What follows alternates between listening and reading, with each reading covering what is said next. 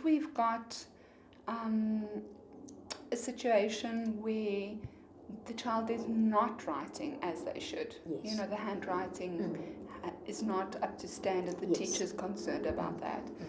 I've seen the solution most of the time is saying, well, the more you write, the better your writing will become.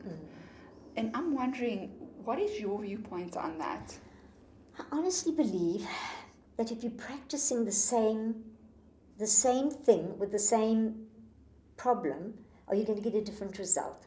So if we can give tools, and we can give tools to help, especially with the size and legibility of handwriting, it's absolutely incredible for me, the number of kids I've had sent to me for that particular skill, because these are smart kids, but teachers are frustrated when they read their work. Why? Because it's illegible and it's too small.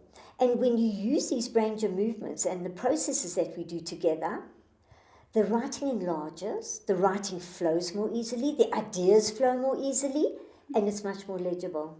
So you can tweak writing very easily with these brilliant movements, really, which is, and then you ask me, why am I passionate about this? Because we've got such easy tools to help kids with. Yes. So that excites me. It really And if does. a child's handwriting is more legible, teacher can see what they're writing. Yes. Chances are they're going to get more marks. Absolutely. Because if a teacher's got to try and figure out what is this child actually writing, yes. it becomes difficult. Yes. I'd like to have a course just with doctors. Because they're writing not the greatest usually. Yeah. So I always wonder how the pharmacists read those scripts. Absolutely no idea. I wonder if they get a special course. Yes, it's very true. So that's the story of writing. I know today kids get a lot of dispensations at school: time, spelling, reading.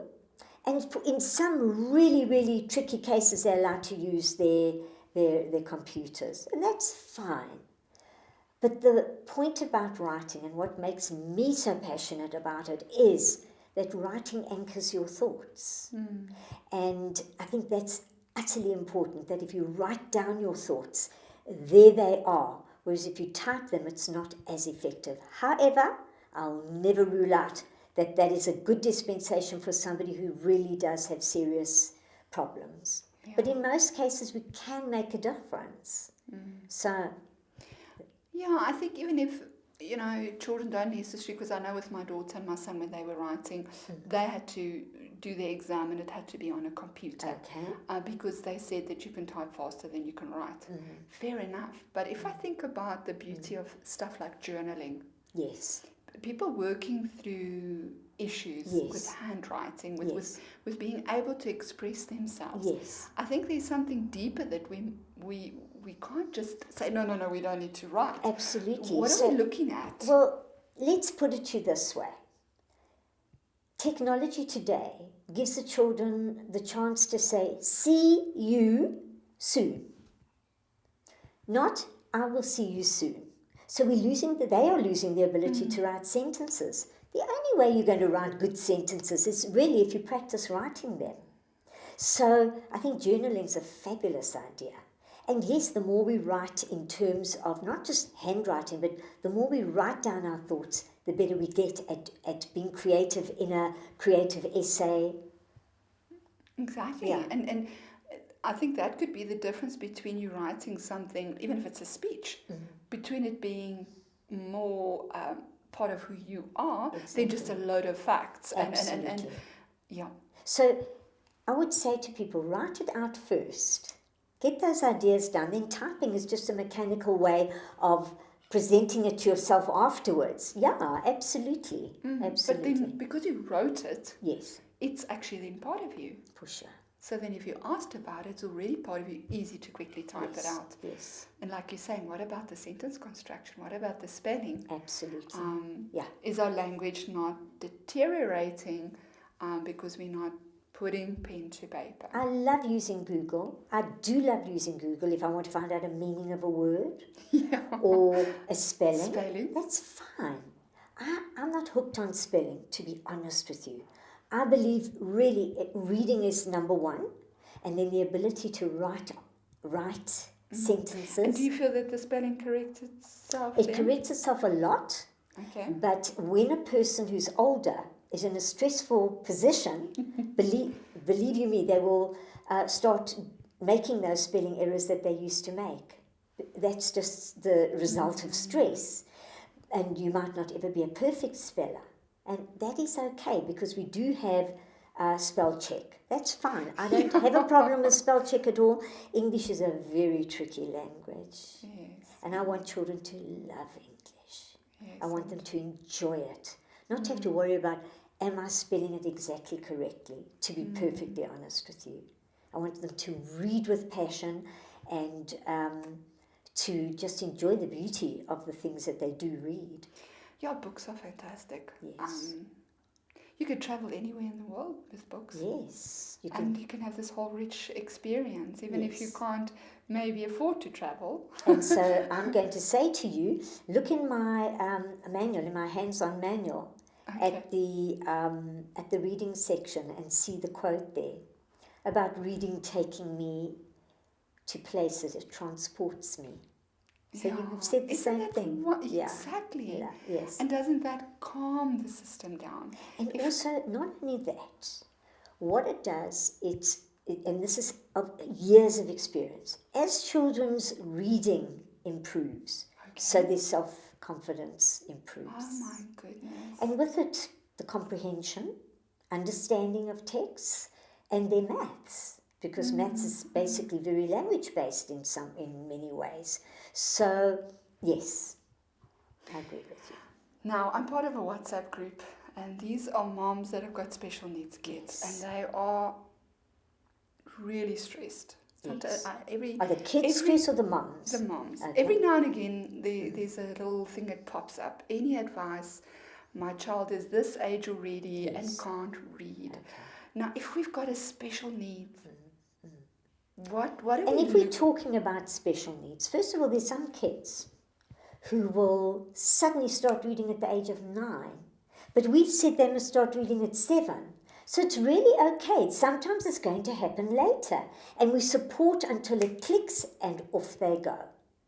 So then some kids who are really special needs are going to just read functionally. So isn't it wonderful if your child can go into Pick and Pay and can recognize what's in the aisles? What's in the aisles? What it says on the box. When they go to Mug and Bean or the Spur, they can read the menu and find those things. It's functional reading. That is just absolutely fine for a very special needs a kid. Yes. And as far as the mum who's so stressed, just keep repeating to that mum that if you're doing the right things, it's going to happen naturally. But if they're stressed in front of their kids, it's not going to happen. So I always basically say reading aloud is one of the most stressful things that kids have to do, either to parents or to in front of their peers at school. And if kids in the general education system come home after school and sport activities, whatever, and then they still have to do the homework and read to mum, it's very hard. So one of the things I would say is there are 2 things. This is how I work with reading a lot. I offer the kid the opportunity for me to read the page for them, or just a few lines. Right. And then say, now you read it. So that gives them the opportunity to have heard it first and then be able to see it. And to see it, to hear it, and then to read it. And it's often a kind of parroting, but I don't care. The child is reading. And when the child improves, so they're reading something of interest, and they feel like they're reading, and we tell them it's okay if they read like that. And then I also offer the slightly older kids the opportunity to go read it to themselves. Then once they've read it to themselves, then they can read it aloud to me. So don't put kids under pressure immediately. Read it to me and show me how much you've learned or how much you've forgotten. We don't want to always be testing kids. So, let's find ways to make it easier. And you have to bite your tongue, mums. Yes. I know it's hard sometimes because you'll be 10 steps forward, 8 back. And that can be very, very challenging. That can be challenging. Yeah. So those are some ideas that I hope will be useful. Yes. And you know, if kids see you reading and loving reading, that is very special. And then That's again, like singing. They say Yes, as well. yes. If we don't sing, even if you don't have the most beautiful voice. Yes. If you don't sing, Yes. your children won't. Won't sing, absolutely. And there's something in singing as well that is really singing together. Yes. You know, it's an expression once again. Absolutely. So yeah. Lovely. So reading to your kids And of course I was can't be gonna- underestimated anymore. So when you read to your kids at night, you can read a story that they love and maybe something above their actual reading level. Yes. That is so precious because then they're hearing language. They're hearing it. They're hearing your expression. They're understanding and they're enjoying. So reading to your kids is absolutely essential. Don't always ask them to read to you. Mm-hmm. And dads are very, let's cover this up, let's cover the picture up and now you read. They don't understand that to start off with, those little ones read the words from the pictures. So we just need so there's a link there that you can't take away. No. And so we have to say to dads, get with the program, dads. Let the kids do whatever they do and don't block those pictures. I agree, I agree. And it's the joy of reading. Because I think if they see the story and they see the beauty in the story, they're going to be motivated. Oh, what's happening in this story? Yes. And what's happening in that story? Absolutely. So we've got to also be careful not to ask too many questions. So maybe one day say, what do you think is going to happen next? Yes. And the next, and that's it. Only one question per session. No, not a whole lot of developmental questions are required. Just for enjoyment. What do you think is going? Absolutely. What do you think is going to happen next? To build that excitement and anticipation. So we've read this book. Who was your favorite character? And why? Why did you enjoy it so much? Yes. Yeah. And so that's how we can build their other skills, their other listening and reading skills. Because I know with my family, my eldest brother, once he got into, when the cowboy books were very popular, giving away our age. Yes, absolutely. We won't go there. But I just remember him being so excited and he couldn't put them down. Yes. And look how it improved his reading ability. Absolutely. So I think it's topic related as well when we read. For sure. We read must appropriate stuff. Read, yes. I think a very important thing is you don't diss your children's interest. If a child wants to read about soccer and only soccer, then let them. When they can read, they will find out that there's way more to reading than just soccer. So it's absolutely and then they fine. can investigate the next topic. Absolutely. So that's important too, that we don't shame them for their interests. Yeah.